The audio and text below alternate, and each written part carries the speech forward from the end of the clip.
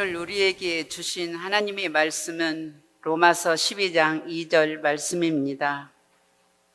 너희는 이 세대를 본받지 말고 오직 마음을 새롭게 함으로 변화를 받아 하나님의 선하시고 기뻐하시고 온전하신 뜻이 무엇인지 분별하도록 하라. 아멘. 우리 사람은 노력이라는 것을 할 수 있습니다. 이 노력은 자신의 위치, 또 상황, 또 형편을 더 좋은 쪽으로 이끌어갈 수 있는 것이죠. 내가 배움에 있어서 성적이 좋지 않다면 노력으로 어느 정도의 수준까지 올려놓을 수 있습니다. 내가 운동선수라면 피나는 노력으로 스피드, 근력, 심폐 기능을 최상의 상태로 만들어 시합에 나갈 수가 있는 것이죠. 내가 회사나 일터에서 많은 실적, 또 결과물을 만들어내야 하는 위치에 있다면 더 좋은 생각, 또 판단으로 홍보 활동을 하며 사람들의 관심을 끌 수 있도록 할 수가 있습니다. 결론적으로 내가 할 수 있는 최선을 통해서 이 땅에서 우리의 삶의 질이나 일에 대한 만족도, 또 삶의 형편 등을 내가 원하는 쪽으로 이끌 수 있다는 것이죠. 이 기회는 누구에나 주어져 있고 능력의 차이는 있을지 몰라도 자신이 생각하는 이상이나 목표에 근접할 수 있다는 것입니다. 때로는 실패라는 것을 경험해도 실패한 위치에서 다시 도약할 수가 있는 것이죠. 감정의 좌절이나 절망을 경험하더라도 다시 회복할 수가 있는 것입니다. 나에게 믿음이 있었는데 어떠한 계기로 떨어졌다고 할지라도 우리에게는 언제든지 회복할 수 있는 기회가 있는 것이죠. 구원의 소식이 우리 귀에 들려오고 복음의 기쁜 소식을 놓치지 않는다면 믿음이 내 안에서 다시 일어나고 생명의 길로 걸어가는 우리가 될 수 있는 것입니다. 그런데 우리가 절대로 놓치지 말아야 하는 것은 이 기회는 우리의 삶 속에서 반드시 선택해야 한다는 것이죠. 우리의 삶을 마감한 후에는 돌이킬 수 없는 후회가 있기 때문입니다. 매일 좋은 옷을 입고 화려하게 살아가는 부자가 있었습니다. 그 부자의 집 밖에는 거지가 하나 있었습니다. 그는 온몸에 상처가 나 있고 부자의 밥상에서 떨어지는 부스럭이라도 주워 먹으려고 무엇이든 할 수 있는 사람이었죠. 심지어는 개들도 그의 상처를 핥는 지경까지 이르게 됩니다. 어느 날 그 거지가 죽었고 하나님의 천사들이 그를 아브라함이 있는 천국으로 데려갔습니다. 그리고 이 부자도 죽게 되죠. 그런데 이 부자는 이 거지와는 정반대의 곳으로 가게 됩니다. 그곳은 고통이 있는 곳인데 고통 중에 눈을 들어 저 멀리 있는 아브라함을 바라보았을 때 그 옆에 거지 나사로가 있다는 것을 알게 되죠. 그가 하도 고통 중에 있으니까 아브라함에게 요청을 합니다. 울부짖으며 말하기를 옆에 있는 나사로를 보내어 그 손가락 끝에 물을 찍어 자기 혀를 서늘하게 해달라라고 한 것이죠. 그런데 아브라함은 나사로를 보내줄 수가 없습니다. 아브라함이 부자의 고통을 알고 있다고 할지라도 이 어찌할 수 없는 것이 천국과 지옥 사이에는 큰 구렁텅이가 놓여 있기 때문이죠. 두 곳을 오고 갈 수 있는 길이 전혀 없다는 것입니다. 부자가 고통 중에 호소를 하고 후회를 해도 돌이킬 수 있는 길은 전혀 없는 것이죠. 부자는 하나님으로부터 영원히 격리가 되었기 때문입니다. 성경은 누가복음 16장 25절 하반절 말씀에 너는 괴로움을 받느니라 라고 말씀합니다. 부자는 죽기 전에 이 괴로움을 당하기 전에 선택을 했어야 했습니다. 그는 이 땅에서 호화롭게 지냈다고 할지라도 중요한 것을 놓치지 말아야 했던 것이죠.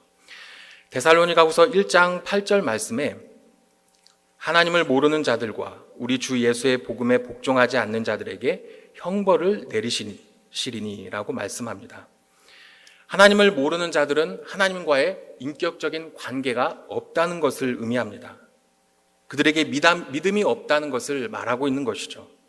믿음이 있다면 말씀의 복종이 당연히 일어나는데 말씀과 전혀 관계가 없는 삶을 사는 것이 하나님을 모르는 자들인 것이죠. 이 믿음이 없는 자들에게 하나님은 형벌을 내리십니다. 이 형벌, 완전한 형벌이죠. 데살로니가 후서 1장 9절 하반절 말씀에 영원한 멸망의 형벌을 받으리로다 라고 말씀합니다. 완전한 형벌은 영원한 형벌인 것입니다.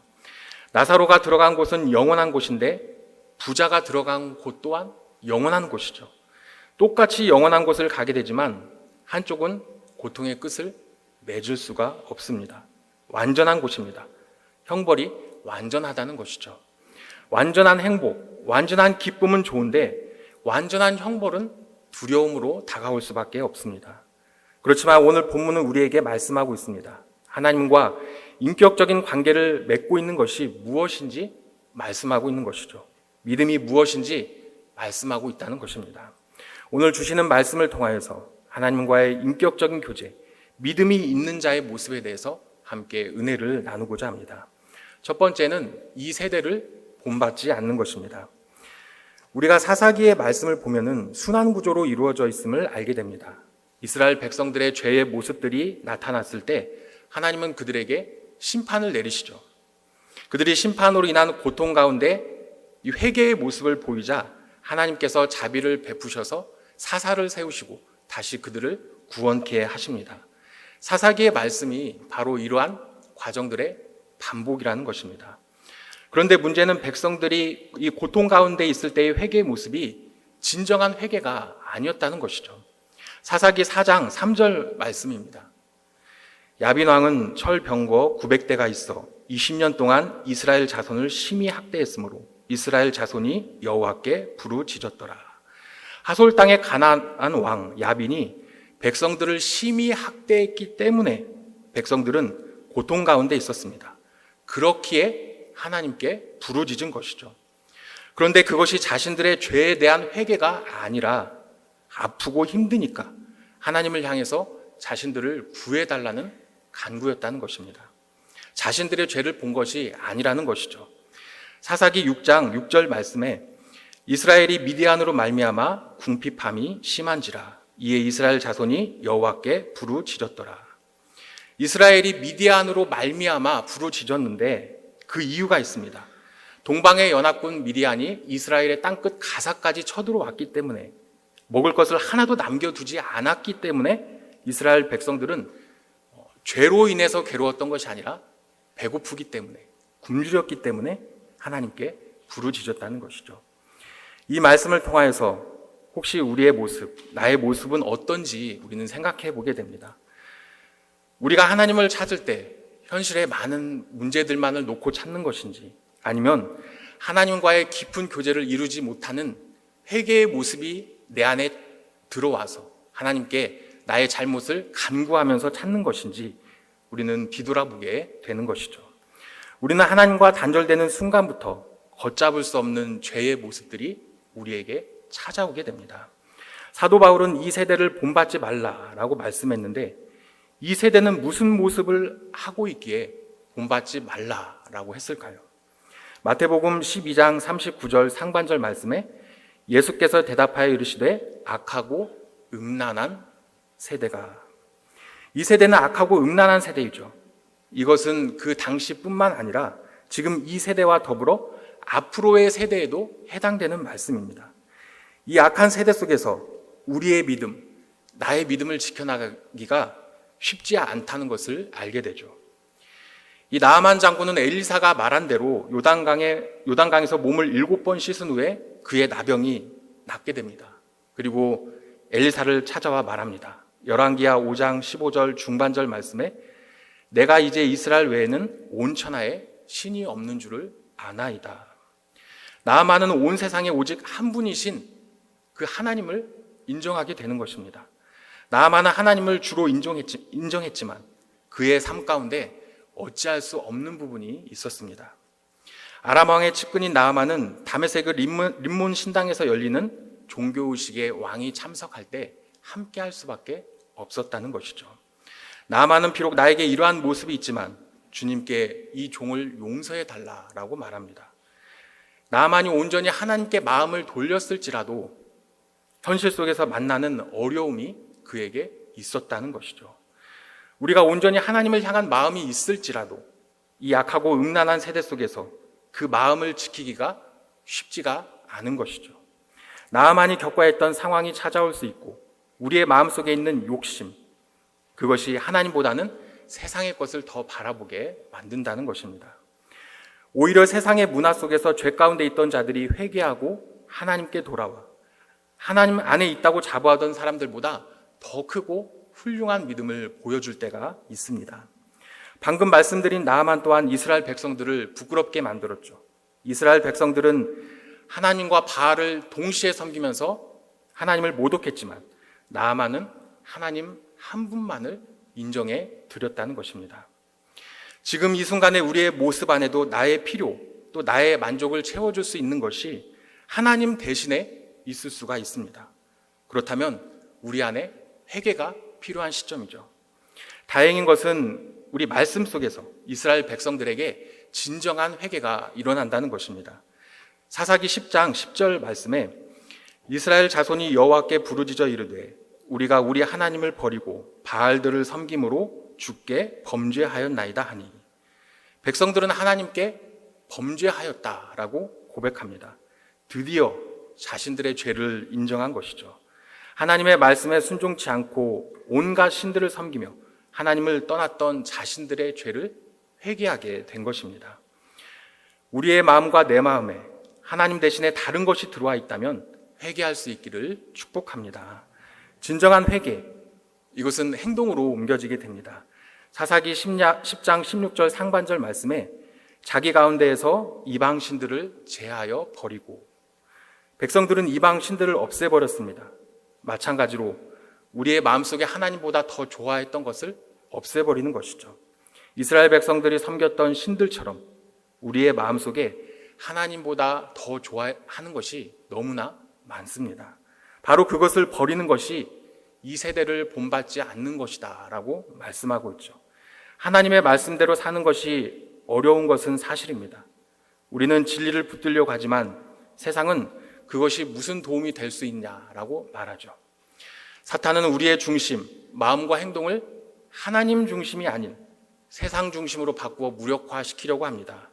그렇게 함으로 이 세대의 삶을 본받고 하나님과 단절된 삶을 살게 만드는 것이죠.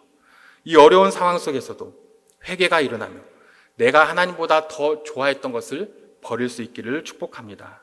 하나님보다 우선시했던 것을 내려놓고 내가 누군가에게 마음의 아픔을 주었다면 회개하고 또 용서를 빌며 내 안에 잠재하고 있던 음란함이 드러나려고 했다면 하나님께 철저하게 회개하는 것입니다.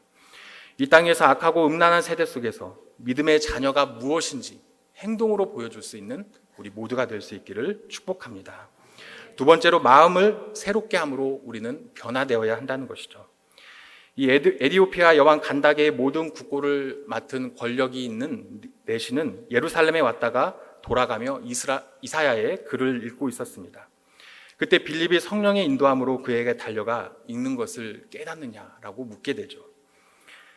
함께 수레에 앉게 된 빌립은 이 자리에서 예수를 가르쳐 복음을 전하는데 에디오피아 내시는 그 즉시로 세례를 받게 됩니다. 성경은 그가 돌아가는 발걸음을 내시는 기쁘게 길을 감으로라고 표현하죠. 우리 안에 이자가 겪었던 기쁨이 있을 수 있기를 축복합니다. 에디오피아 내시에게는 하나님의 말씀이 들어갔는데 말씀이 들어간 자는 변화가 일어나게 되죠. 오늘 읽었던 로마서 12장 2절의 본문 말씀에서는 그것을 마음을 새롭게 한다라고 말씀하고 있습니다. 사람은 자신이 경험하고 깨닫고 결론을 내린 판단이나 이 신념을 깨뜨리는 것을 굉장히 어려워합니다. 요나가 아수르의 수도 니느웨를 향하여 하나님의 심판을 선포해야 했을 때 그는 주저했습니다. 왜냐하면 아수르는 이스라엘 백성을 괴롭히고 고통스럽게 한 나라이기 때문에 반드시 심판받아 마땅하다는 생각이 그에게 있었기 때문이죠. 그런데 하나님의 말씀을 전했다가 이 심판을 면하게 되는 일이 일어난다면 그것은 그의 마음에 도저히 용납할 수 없는 일이 됩니다. 이것이 바로 우리의 이성적인 또 우리의 상식적인 판단이면서 마음인데 하나님은 그것을 개의치 않으시고 요나의 생각이자 우리의 생각을 뒤집는 명령을 하신 것이죠. 요나를 비롯하여 우리의 관점은 우리 자신에게 있습니다. 어떤 무언가가 내 마음에 맞으면 그것을 옳다고 여기는 것이죠. 내 마음에 맞으면. 니느웨는 심판받아야 한다는 것이 우리의 마음에 맞기 때문에 그것을 옳다고 여기게 되는 것입니다. 우리의 시선, 그것이 나 자신을 향해 있는 것이죠. 사람이 자기 중심적이고 자기 감정을 소중히 생각하고 자신의 판단을 옳다고 여길 때 반대로 하나님은 수많은 생명을 보게 되십니다. 요나는 자신을 만족시켜 주었던 이 박넝쿨은 아주 소중하게 생각했지만 니느웨 성의 수많은 이 사람들의 생명은 생각하지 못했던 것이죠.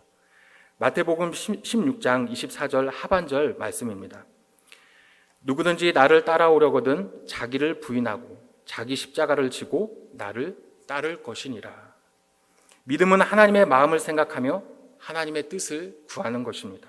그것은 자기를 부인하는 과정 속에 있는 것이죠. 예수님께서 제자들에게 자기 십자가를 지라라고 말씀하셨을 때 제자들이 떠올렸던 것은 그들이 당하게 될 폭력, 또 십자가 위에서의 고난이었을 것입니다. 수치스러운 죽음을 생각했다는 것이죠. 제자들은 모진 길, 험한 길을 가면서 자신들의 안락함을 포기합니다.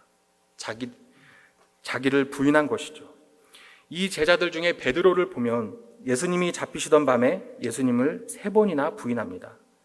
또한 예수님이 죽으신 후에 갈릴리 바다로 돌아가서 고기를 다시 잡는 인간적인 모습을 보이게 되죠. 자신의 생명 앞에서, 예수의 죽음 앞에서 그는 자신을 부인하지 못한 것이죠.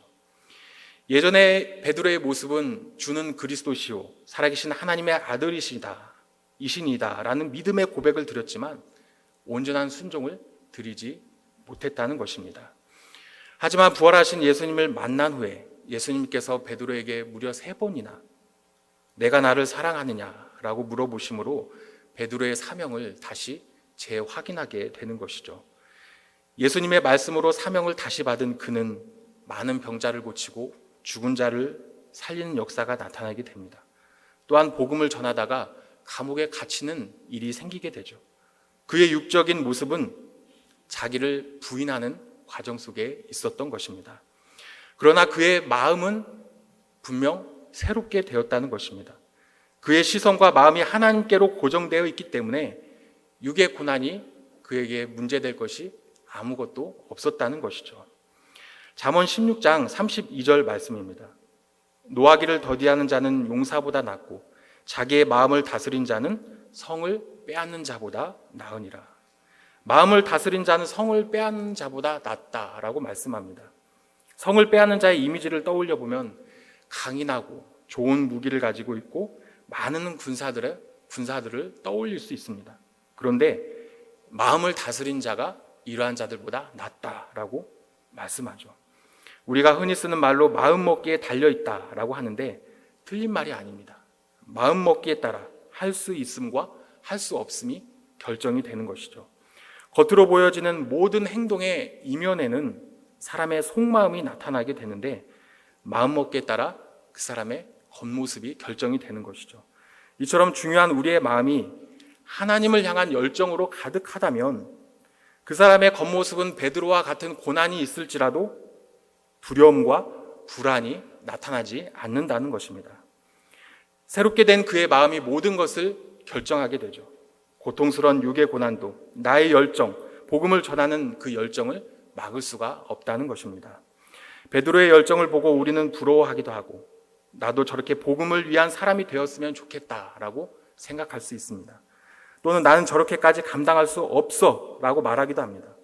베드로도 역시 완벽하지는 못했죠. 그에게는 연단의 과정이 있었습니다.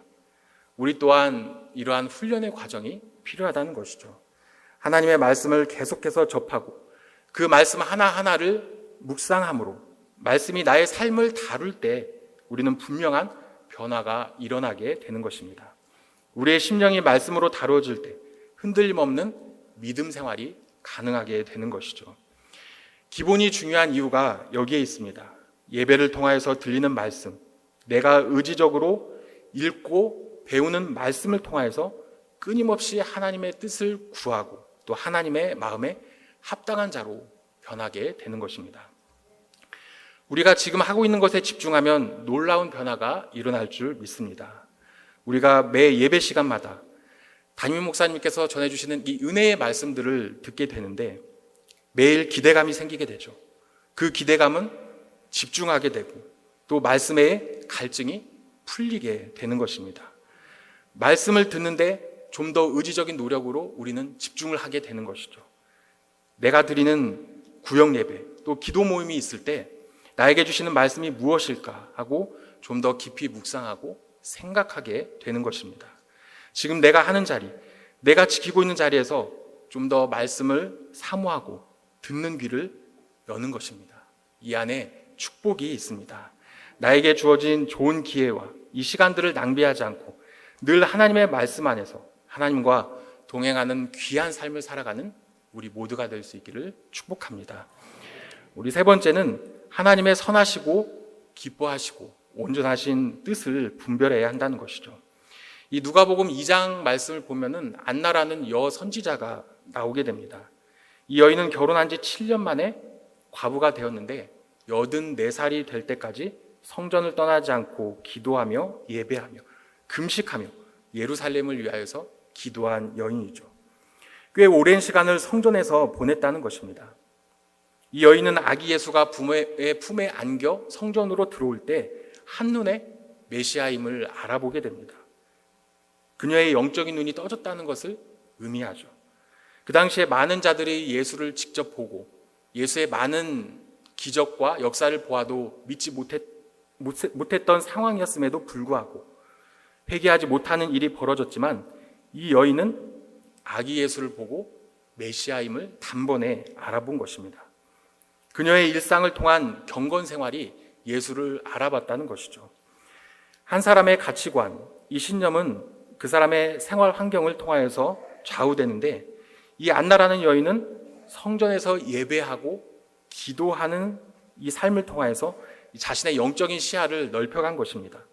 한 사람이 무엇에 집중하고 있느냐가 그 사람의 가치관을 결정하는 것이죠. 나오미가 자신의 남편 엘리멜렉과 두 아들 말론과 기론을 데리고 가나안 땅을 떠나서 이 모압으로 가게 됩니다. 가나안 땅은 젖과 꿀이 흐르는 땅인데 그곳에 흉년이 든 것이죠. 그런데 나오미와 그의 가족이 큰 실수를 합니다. 착각을 한 것이죠.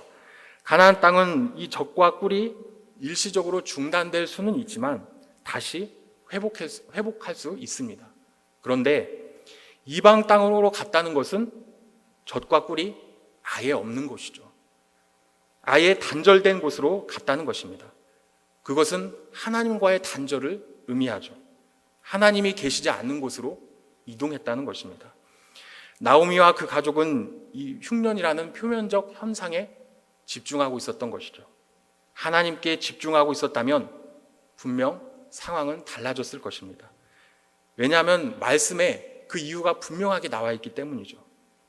일시적으로 젖과 꿀이 중단되었으나 그곳에는 하나님이 계십니다. 회복이 일어나는 것은 분명한데 그것을 믿지 못하고 떠났다는 것이죠. 룻기 1장 6절 말씀입니다. 그 여인이 모압 지방에서 여호와께서 자기 백성을 돌보시사 그들에게 양식을 주셨다 함을 듣고 이에 두 며느리와 함께 일어나 모압 지방에서 돌아오려 하여 나오미는 남편과 두 아들을 잃고 두 며느리와 함께 지내다 이 소식을 들은 것입니다. 하나님께서 자기 백성을 돌보셔서 양식을 주셨다라는 소식을 듣게 된 것이죠. 참고 기다리면 회복될 곳에서 하나님께 집중하지 못했기 때문에 그곳을 떠나게 된 것입니다. 어떠한 일이 있어도 하나님께 집중하는 것이 우리의 가치관, 인생관이라는 것입니다. 지금 힘든 일이 있고 어려운 일이 있다면 그 문제를 놓고 집중하는 것이 아니라 하나님께 집중할 수 있기를 축복합니다.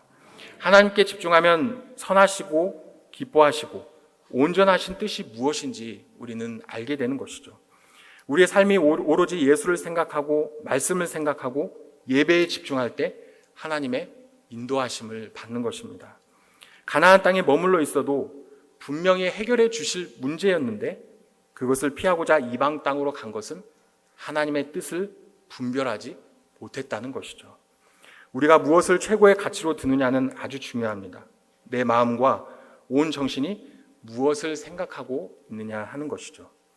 우리가 예수를 믿는다고 해도 우리 안에 갈등과 흔들림이 찾아옵니다. 특히 선택의 상황에서 나오미와 같은 실수를 저지를 수도 있죠. 지금 당장 나의 상황과 형편을 해결해 줄 것을 선택하게 되는 것입니다. 하나님께서는 우리에게 무조건 빠르고 좋게 보이는 길만을 선택하게 하시지는 않으십니다. 애굽 땅을 막 나온 백성들이 가나안 땅으로 가는 가장 빠른 길은 블레셋 땅을 거쳐서 가는 것입니다. 그런데 문제가 있습니다. 그곳으로 간다면 블레셋과의 전쟁은 불가피하다는 것입니다. 이제 막 애굽을 나온 백성들이 전쟁까지 치러야 한다면 그들은 다시 애굽으로 돌아가겠다 할 백성들이었습니다. 하나님은 그것을 아셨기 때문에 백성들을 홍해의 광야길로 돌려보내셨다라고 말씀합니다. 하나님께서 백성들이 나아가야 할 방향을 그 누구보다도 잘 알고 계셨던 것이죠. 우리의 가치관이 어디에 있나요? 우리의 가치관이 하나님의 말씀으로 채워져 있다면 인생관 또한 하나님의 말씀으로 채워지게 되는 것이죠. 우리의 인생이 말씀의 조명을 받고 성령의 인도하심을 받는다면 하나님의 보호하심을 떠나는 이 나오미와 같은 실수를 범하지 않게 되는 것입니다. 디모데후서 3장 16절에서 17절 말씀입니다. 모든 성경은 하나님의 감동으로 된 것으로 교훈과 책망과 바르게 함과 의로 교육하기에 유익하니 이는 하나님의 사람으로 온전하게 하며 모든 선한 일을 행할 능력을 갖추게 하려 함이라. 성경은 하나님의 사람으로 하여금 온전하게 이르는 유일한 책입니다. 우리는 성도라고 불리고 있지만 성도에 따라 인생관이 다 다르다는 것을 알게 됩니다. 그것은 말씀으로 채워져 있느냐 아니냐에 따른 것이죠. 아무리 성도라고 하더라도 그의 인생관이 말씀으로 채워져 있지 않다면 하나님의 온전하신 뜻을 분별하지 못하는 그 결과가 나타나게 되는 것이죠. 로마서 8장 27절 하반절 말씀에 성령이 하나님의 뜻대로 성도를 위하여 간구하심이니라 라고 말씀합니다. 성령님은 우리가 하나님의 뜻대로 움직이도록 간구하십니다. 우리 안에 임재하고 계신 이 성령님께 간구하고 성령님을 의지할 때 우리는 하나님의 뜻을 분별할 수가 있는 것이죠. 우리에게 방법이 주어져 있음이 얼마나 감사한지 모릅니다. 하나님의 선하시고 기뻐하시고 온전하신 뜻을 분별하는 길이 우리에게 있다는 것이죠. 우리의 생각과 사고는 늘 우리의 상식이라는 좁은 틀 안에 갇혀 있기 마련이지만 하나님의 계획과 섭리는 늘 우리를 앞서간다는 것입니다. 그 놀라운 섭리를 날마다 경험하는 우리 모두가 될 수 있기를 축복합니다. 경건한 삶 가운데서 하나님의 뜻을 알아가고 하나님의 인도하심을 받는 우리 모두가 될 수 있기를 간절히 축복합니다. 기도하겠습니다.